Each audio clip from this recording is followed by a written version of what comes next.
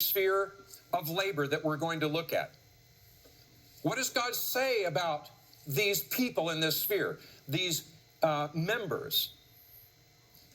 Slaves or bondservants, obey your earthly masters with respect and fear, and with sincerity of heart, just as you would obey Christ. Obey them not only to win their favor when their eye is on you, but like slaves of Christ, doing the will of God from your heart.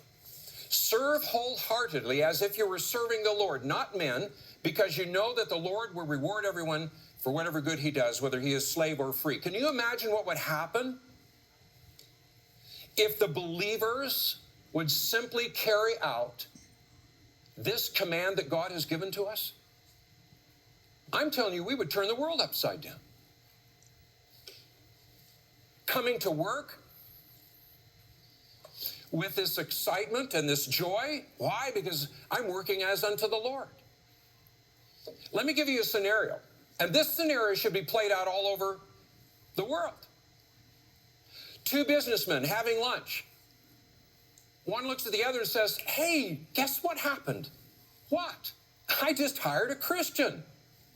"Oh, wow, I wish I could find a Christian to hire." You laugh. That's the way it should be. Why? Man, they are joyful. They are creative. They're excited to be at work. You can trust them completely. In fact, you know, when I leave, they even work harder. What do you suppose would happen in our culture if the body of Christ would simply fulfill God's design for this sphere?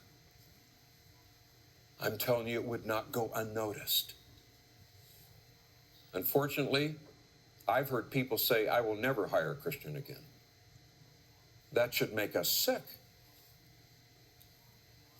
If you want to fulfill God's design in the role as worker, I would say you would stick out like a sore thumb, but that sounds negative. You would stick out like a rose in a world that is increasingly looking at work in a negative light.